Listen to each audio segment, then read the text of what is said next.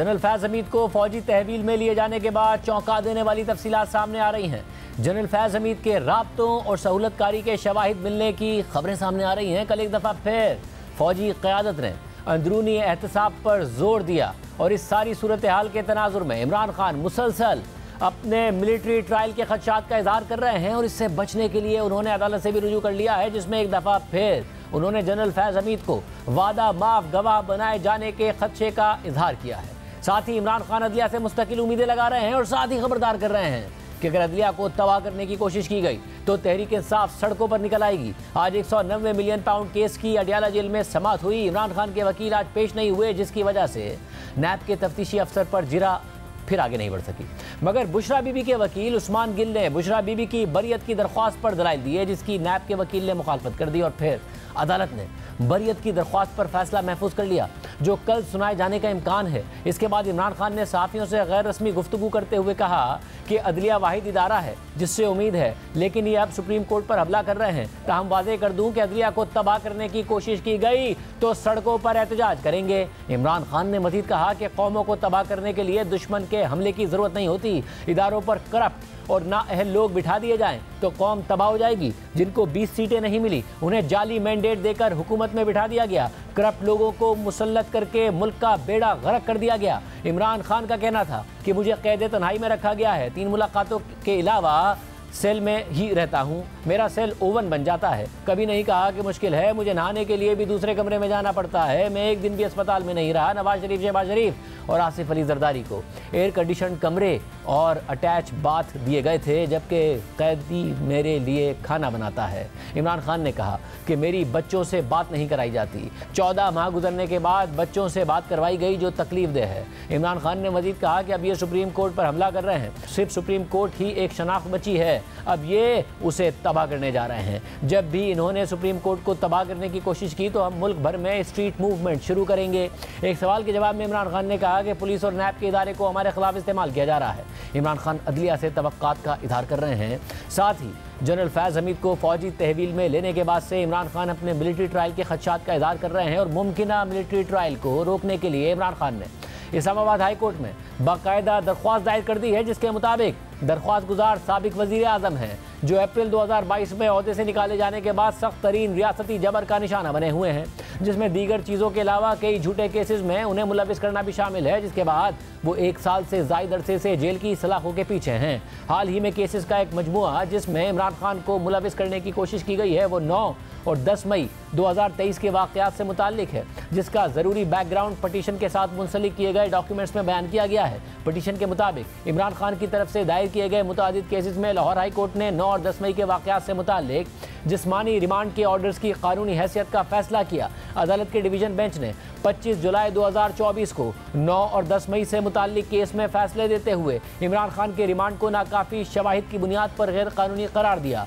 Petition के मुताबिक 9 और 10 मई 2023 के वाक़यात के सिलसिले में इमरान खान के खिलाफ तमाम मुकदमात में या तो उन्हें ज़मानत मिल गई है या उनका जिस्मानी रिमांड कलअदम करार दिया गया है। मगर ये खबरें गर्दिश कर रही हैं कि इमरान खान को 9 और 10 मई 2023 के मुकदमात में फौजी तहवील में मुंतकिल किया जाएगा। कई मुबस्सिरीन और तज्ज़ियाकार इस राय का इजहार कर चुके हैं कि फौजी हुक्काम इमरान खान को तहवील में लेकर कोर्ट मार्शल के सामने मुकदमा चलाएंगे। ऐसा लगता है कि रिमांड केस की प्रोसीडिंग्स की वजह से इन मंसूबों पर अमल दरामद तेज हो चुका है। इमरान खान की तरफ से दायर की गई पटिशन के मुताबिक कुछ हफ्ते पहले फौज के एक रिटायर्ड आला अफसर को फौजी तहवील में लिया गया था और फिर बड़े पैमाने पर मीडिया में कयास राइयाँ हुई और रिपोर्ट किया गया कि साबिक फौजी अफसर को 9 और 10 मई के केसेस में इमरान खान के खिलाफ वादा माफ गवाह बनाया जाएगा और इस बुनियाद पर इमरान खान को फौजी तहवील में मुंतकिल कर दिया जाएगा। जिसके बाद पटिशन में मज़ीद लिखा है कि अगर फौजी हुक्काम इमरान खान की कस्टडी हासिल करने में कामयाब हो जाते हैं तो ये इंसाफ और ड्यू प्रोसेस का मुकम्मल मजाक होगा।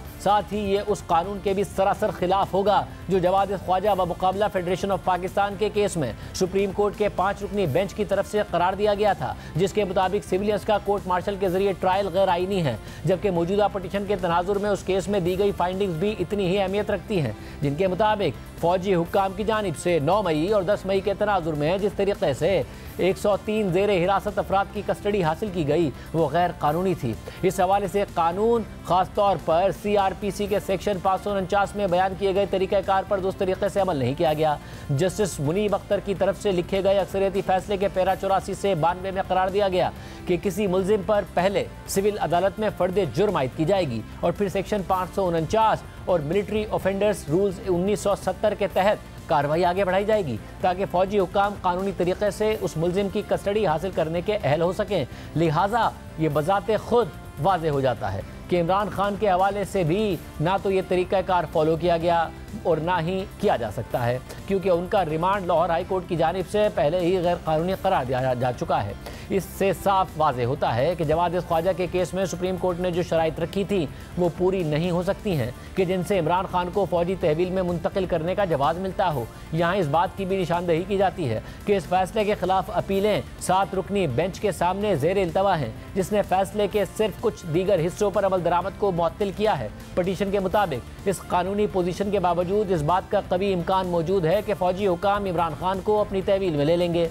गुज़िश्ता 2 सालों के दौरान रियासती इदारों ने इमरान खान और तहरीक इंसाफ के साथ ताल्लुक़ रखने वाले अफराद के साथ जिस तरह का बर्ताव किया है वो इस खदशे को एक हकीकी खदशा बना देता है और ऐसा इकदाम इमरान खान को लाहौर हाई कोर्ट की तरफ से दिए गए रिलीफ के साथ साथ उनको दी गई जमानतों को भी अंडरमाइन और फ्रस्ट्रेट कर देगा। लिहाजा मज़कूरा हक़ाइक़ और हालात में इमरान खान के पास इस अदालत के गैर मामूली आईनी दायरा इख्तियार को पुकारने के अलावा कोई मुनासिब मुतबादिल हल नहीं है। इसलिए ये इस्तदा की जाती है कि फरीक़ैन को हिदायत की जाए कि वो ये यकीनी बनाएं कि सिविल अदालतों के दायरे इख्तियार के मुताबिक इमरान खान की कस्टडी सिविलियंस के हाथों में ही रहेगी और फरीक़ैन को इमरान खान को फौजी तहवील में देने से रोका जाए। इसके अलावा कोई और रिलीफ अगर मुनासिब समझा जाए तो वो भी फराहम किया जाए। इमरान खान मुसलसल इन खदशात का इजहार कर रहे थे, जबकि आज कौमी असम्बली में तकरीर करते हुए नून लीग के रहनुमा हनीफ अब्बासी ने कहा कि आपके खिलाफ वादा माफ गवाह तैयार हो गए हैं, आपका बचना नामुमकिन है, अभी भी 9 मई पर माफी मांगी। अभी तो इश्क के इम्तिहान और भी हैं, अभी मिलिट्री कोर्ट भी है, तो आप कहते हैं 9 मई की विजुअल्स लेके आए, अंधे हैं। आपने हमला किया है प्लानिंग के तहत, आपके खिलाफ वादा माफ गवाह तैयार हो गए हैं, वो वादा माफ गवाह तैयार हुए आपके खिलाफ, इतने बड़े बड़े एविडेंस है आपके खिलाफ कि आपका बचना नामुमकिन है। अभी भी मौका है, माफी मांगे, मैं चलता हूँ आपके साथ। प्राइम मिनिस्टर की जरूरत नहीं है, किसी की जरूरत नहीं है, मैं आपके साथ जाके माफी दिलाता हूँ। बानी PTI को सजा हो जाती है मिलिट्री कोर्ट से, वैसे मैं एक मिसाल दे रहा हूँ, तो क्या करेंगे आप, मुल्क को आग लगा देंगे।